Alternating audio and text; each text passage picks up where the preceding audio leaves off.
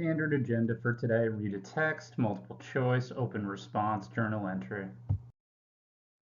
Today's text, we're going to read about the experience of migrant workers in the United States, as well as the children of migrant workers who, as you'll find out in the reading, frequently find themselves in the role of actually being a worker a lot of the time. As you can probably infer from the photos, migrant workers frequently find jobs related to picking or harvesting different fruits and vegetables as they become ready to be harvested throughout the year. Now, what's true for a lot of different crops like fruits and vegetables is they are ready to be picked or harvested at different times of year or in different months of the year, depending on what crop it is. So as you can see on the calendar here, we've got different months: June, July, August, September, October. And we've got different fruits and vegetables that are ready during those different months. In addition to these fruits and vegetables being ready at different times of year, they also grow in different locations in the country because different climates are good for different fruits and vegetables to grow properly. So if your job is to be harvesting different fruits and vegetables, you can't just stay in one place for the whole year. You have to change your location depending on which fruit or vegetable is ready to be picked and where it's growing, right? So somebody who's a migrant worker in the month of June might be picking strawberries in Oregon. And then as June becomes July, they're looking for raspberries and cherries up in Washington. And as July continues, they might travel down south to the San Diego area or the Los Angeles area where you see these peaches that are ready. And then as July becomes August, they travel a little bit northeast to start harvesting tomatoes. And then all the way back up to Washington to pick some pears and apples. And then as the autumn comes and we're moving more into potato harvest season, they're going over to Idaho. And then finally, as it's becoming, late autumn, early winter, it's time to be harvesting oranges, and they go back up to sort of middle California. So you can imagine if you're the child of one of these migrant workers and you are frequently moving location depending on which crops are in season, and you're spending a lot of your days working in the fields and picking these crops yourself, that there's going to be some different consequences and impacts on your life compared to the life of maybe the average child your age. So as you read the text today, your thinking task is going to be to consider the impact that migrant farm work has on children's lives. Again, you're going to have a couple of footnotes that you can follow as you read the text to help you define unfamiliar words. So remember that when you're using the footnotes, there's a tiny little number next to a word. That same tiny little number will be in the notes section at the very bottom of your text. So you scroll down to the bottom, look up what that word means in the notes, and then go right back to that word and continue from where you were reading. A few new words to know for today. Crops. This is referring to just plants that we grow and harvest to use as food or to use in products and to sell. We have this word to ripen or ripe. When a fruit is ripe, that means it is at its best time to be eaten. So you can see this banana, it goes from green all the way to yellow. Now, once it's yellow, we know it's ripe. In that process of moving from green to yellow, that banana is ripening. A tractor is a small truck-like vehicle, which is frequently used in farm work. You might attach different tools and devices to the back of it and use it to plow agricultural fields. Lastly, insect spray. When you are a farmer and you're planting a bunch of crops, sometimes there are a lot of insects in the area that want to come and eat that crop as it's growing. And that's very damaging to how much of the crop is going to be left once it's fully grown.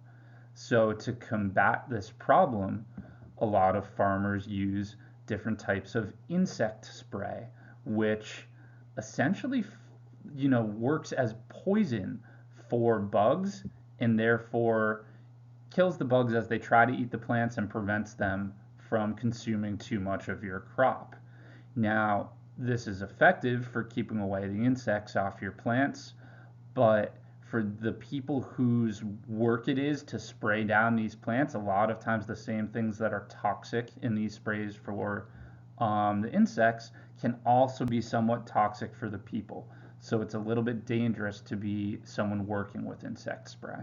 Some strategies as you are reading if you come across other unfamiliar words.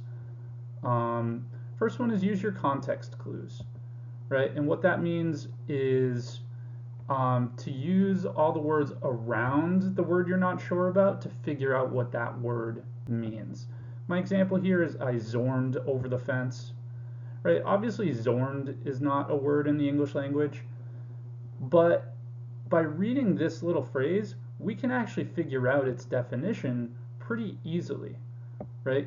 If we eliminate that word we don't know, zorned, and substitute a word we do know in its place that would make sense, for example, I jumped over the fence, or I hopped over the fence, right? Then we have a pretty good guess for what that word zorned actually means, jumped or hopped.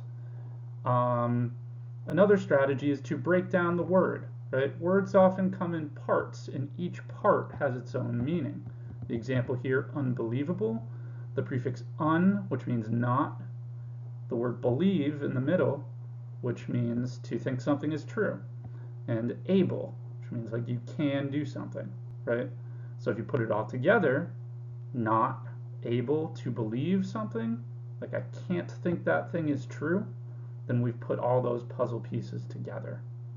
And the last tool is your dictionary, right? Either English to English or English to Spanish, whatever you find more helpful. Multiple choice is going to have a few different question types today. First, you're going to be finding the meaning or definition of words in context of the article. So be careful on this. The word that you're asked to define may not mean what it usually does in other contexts. You'll really have to look at how it's used in the article to figure out its meaning for this question. You're going to be asked to provide evidence for some of the questions, for some of your answers to questions. So picking out a piece of text that proves your answer to the prior question is true. You're going to be asked the central idea. After central idea, you'll be asked to summarize the connection between some characters and some ideas in the text. And then finally, you'll be asked the author's purpose for including various details or data points or sections in the text.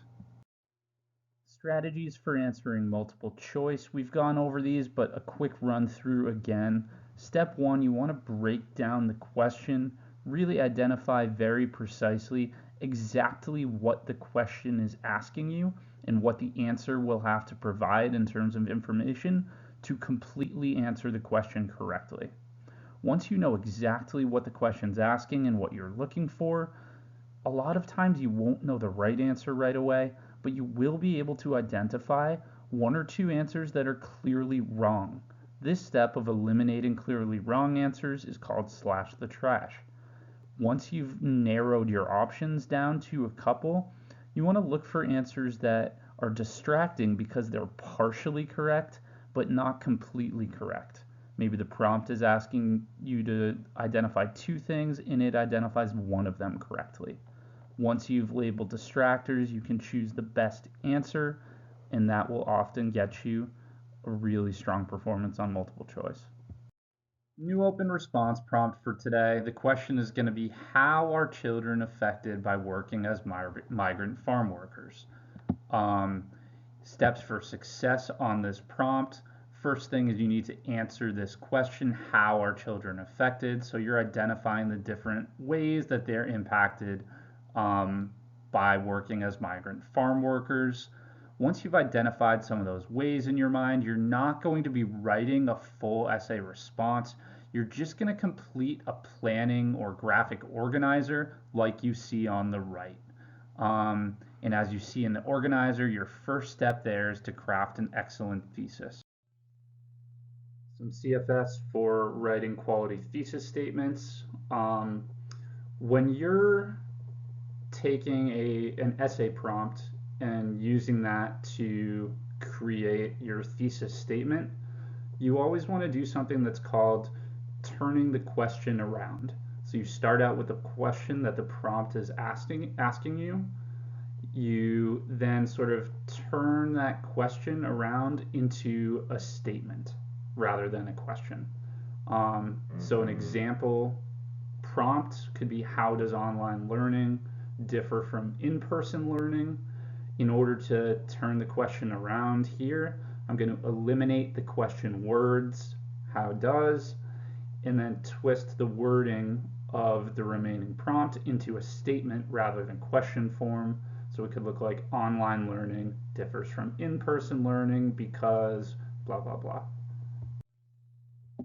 Next thing you want to make sure is that your thesis statement answers all parts of the prompt. Oftentimes an essay prompt will have multiple different little questions within it that it's asking you. You want to make sure your thesis statement gives a complete response in your thesis sentence to all parts of that. So for example, if my prompt was, what is your favorite and least favorite vegetable and why? I'm breaking down that prompt and noticing all the different parts that I have to respond to. So the first thing I have to respond to is what my favorite vegetable is. The second thing is why that's my favorite. Third thing I have to respond to is what my least favorite vegetable is. Fourth thing, why that's my least favorite. If I don't answer all four of those pieces in my thesis statement, then I have written an incomplete thesis that left some parts of the prompt unanswered. Lastly, your thesis statement should function as a preview for your body paragraph topic sentences, right? It's basically a roadmap for what the structure of your essay is going to be after the thesis.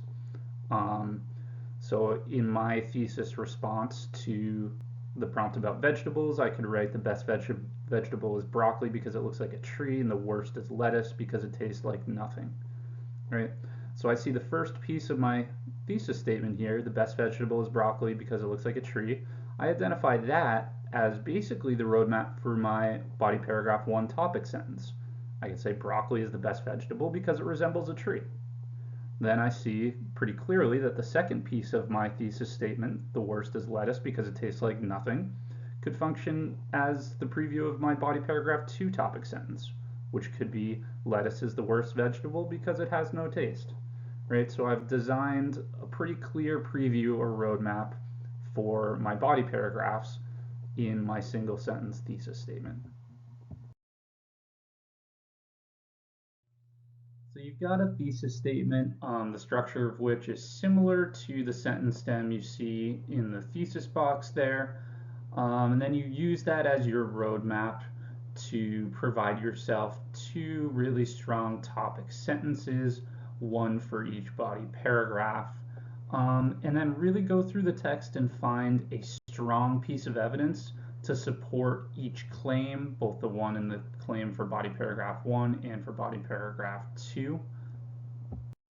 Once you've got your entire planning tracker or graphic organizer filled out here, make sure to submit and get some credit and some feedback on your work.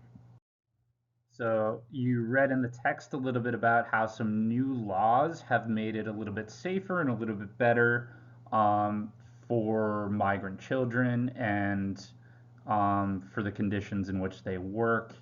So your journal entry, you're going to think about whether these laws are enough. And also, if you were in charge and you were able to make new laws to protect migrant children, what might some of those laws be and why would you make them?